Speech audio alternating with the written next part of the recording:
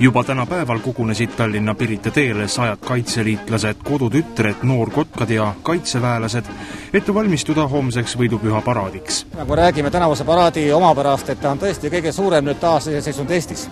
Et rivis on üle 1300 inimese ja see on sellepärast nii, et on vabariigi juubeliaasta ja osa võtavad siis paraadist kõik kaitseliidu malevad pluss veel meie külalised 16 välisriigist, lipumeeskonnad nende riikide lippudega, alates siis Ameerika Ühendriikidest kuni Küprosini välja.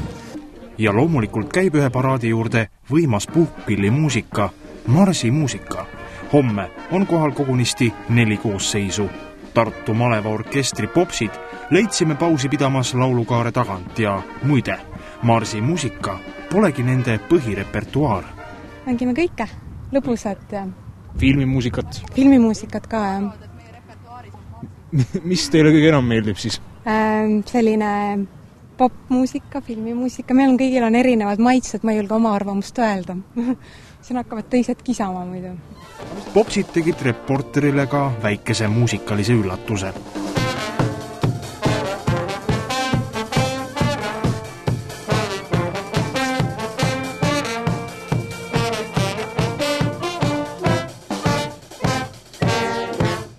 No nii, kas marsid on ikka selged? Üks on selge, teine ei ole.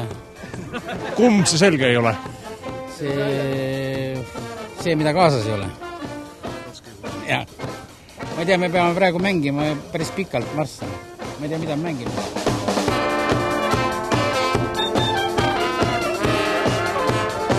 No ma arvan, et YMCA.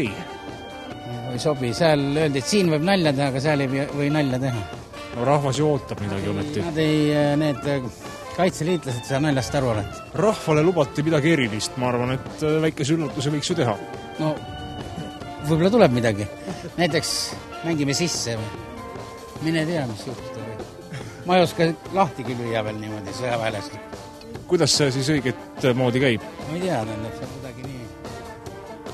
Nii. Aga küll ta välja tuleb.